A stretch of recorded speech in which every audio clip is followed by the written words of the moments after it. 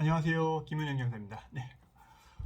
오늘 제가 다룰 주제는 금융소비자보호법에 관한 법입니다. 특히 금융소비자보호법이 이제 제정이 되면서 그 안에 있는 금융분쟁 소비자 이제 분쟁조정위원회에 대해서 좀 말씀드리려고 합니다.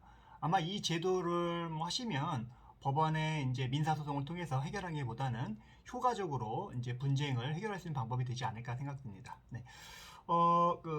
아시는 바와 같이 이제 2019년도에 이제 금융계에 굉장히 암울한 사건이 하나 있었죠. 이제 DLF 파생결합 펀드 이제 불안전 판매 사건으로 이제 많은 금융 소비자들이 이제 그 손해를 많이 이제 보게 됐는데, 이래서 이제 이런 금융 소비자분들의 여러 가지 권리를 조금 두텁게 하고자 하는 취지에서 금융 소비자 보호법이 제정이 됐습니다. 2020년 3월에 제정이 됐죠. 그래서 2021년 3월 21일 날 시행이 됐습니다. 현재 시행이 되고 있죠. 금융소비자보호법이 이제 제정되어서 이제 금융기관의 이제 의무는 되게 커졌고 소비자의 권리는 더욱 두터워졌다라고 이제 볼 수가 있겠습니다. 그래서 이제 그 눈에 띄는 좀 여러 가지 것들을 보면 그 여러 가지 이제 적합성의 원칙이라든가 적정성의 원칙, 여러 가지 금융상품에 대한 설명 의무, 불공정 영업 금지, 부당 권유 금지, 광고 규제 등 여섯 가지 어떤 그런 원칙들이 관련 법 규정에 명확하게 규정이 돼서 금융기관은 앞으로 이런 규정을 철저하게 지켜서 금융상품을 판매하셔야 되는 겁니다. 네. 만약에 이제 이러한 위반 사실이 이제 분명해지면 강력한 행정적인 제재와 형사 벌칙을 받을 수 있다는 점인 거죠. 네. 따라서 향후 이제 보험 소비자들은 금융감독원을 상대로 이제 권리를 주장할 때 이제 저희 같이 이제 행정사 금융기관을 전문으로 이제 다루는 이제 여러 가지 행정사를 통해서 이제 권리 구제를 받을 수 있다고 생각하시면 될 것 같습니다. 그래서 오늘은 그 은행이라든가 보험, 증권, 대부 등 금융기관과 이제 분쟁이 발생했을 때 이제 법원에 이제 소송을 하기보다는 금융감독원에 이제 새로 만들어진 금융분쟁 조정제도의 어떤 효과적인 어떤 분쟁 해결을 통해서 그런 부분에 방법이 있다는 부분 좀 말씀을 드리고 이 제도에 대한 여러 가지 특성이라든가 제도에 관한 여러 가지 내용들을 좀 설명해 드리려고 합니다. 네. 앞서서 이제 말씀드린 것처럼 이제 새로 제정된 금융소비자보호법에는 이제 금융분쟁 조정 제도가 있습니다. 이 제도를 통하면 소송을 하는 것보다는 효과적으로 신속하게 이제 금융 분쟁을 해결할 수 있는 어떤 방법이 될 수 있다고 보는데요. 금융소비자보호법에서는 이제 금융소비자와 그 밖에 이제 이해관계인 사이에 발생하는 금융 관련 분쟁 조정에 관한 사항을 심의 조정하기 위해서 금융감독원에 이제 금융분쟁 조정위원회를 둔다라고 의무적으로 이제 규정해 놓았습니다. 그래서 그 금융분쟁위원회는 위원장 한 명을 포함해서 35명 이내에 이제 위원으로 이제 구성을 하고요. 조정위원회 위원장은 금융감독원장이 소속 부원장 중에서 이제 지명하도록 이제 되어 있습니다. 조정위원회 위원은 이제 금융감독원장이 소속 부원장 중에서 이제 지명하는 사람과 이제 아래 이제 여러 이제 사람들 중에서 이제 위촉을 하는데요. 뭐 예를 들면 판사, 검사 또는 변호사 자격이 있는 사람 또는 소비자기본법에 따라서 소비자원과 같은 등록된 여러 가지 소비자 단체 임원이라든가 임원으로 이제 제적된 사람이라든가 이런 사람 또는 15년 이상 관련 근무 경력이 있는 사람들이라든가 금융 분야 또는 이제 소비자 분야의 학식과 경험이 있는 사람 등등을 이제 위원으로 위촉하도록 이제 되어 있습니다. 이제 위원회 임기는 이제 2년이고요. 조정위원회 이제 위원장이 부득이한 사유로 직무를 할 수 없으면 금융감독원장이 지명하는 조정위원회 위원이 이제 직무를 대행하도록 되어 있습니다. 네.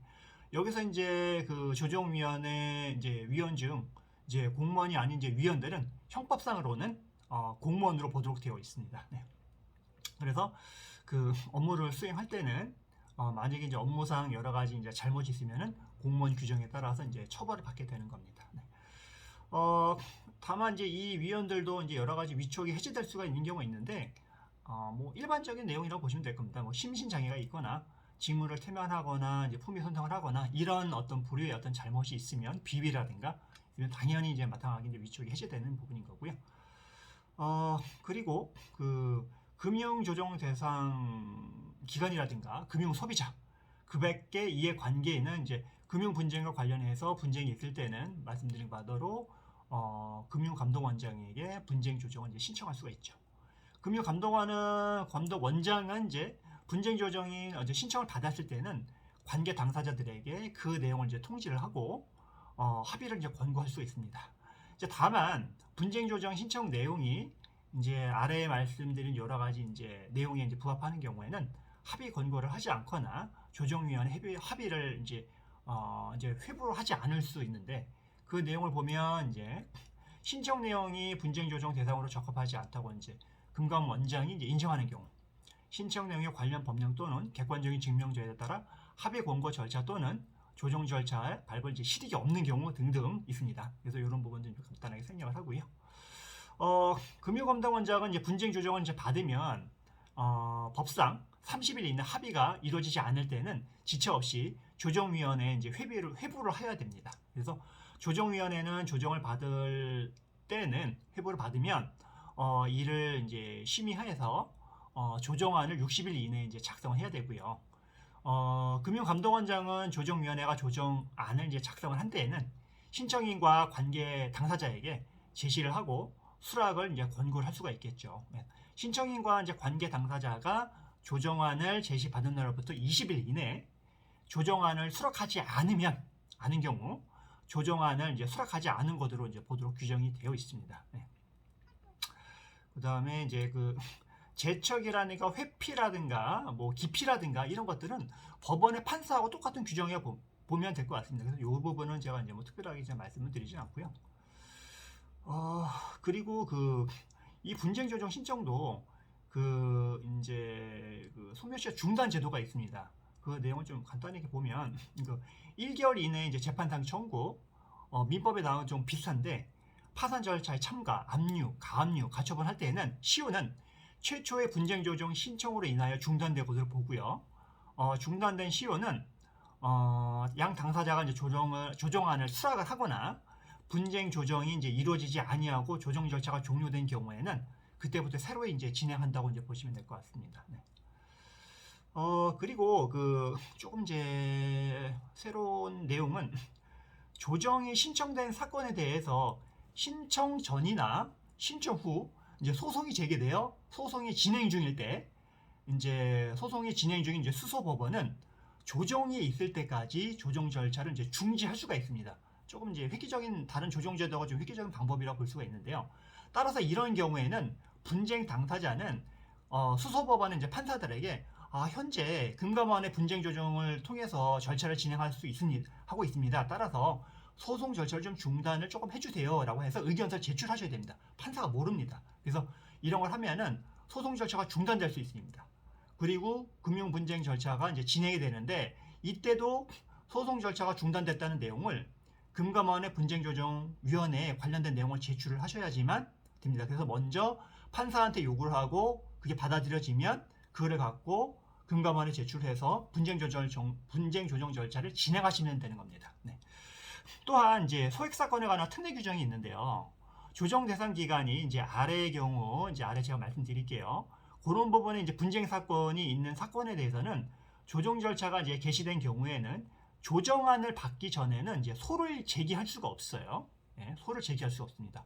일반 금융 소비자가 이제 신청한 사건이라든가 조정안을 통해서 주장하는 권리나 이익 가액이 2천만 원 금액일 때에는 요로 이하일 때는 소를 제기할 수 없고 조정안이 이게 개시된 경우 이 제도를 통해 가지고 분쟁을 해결할 수가 있다고 이제 보시면 될 것 같습니다.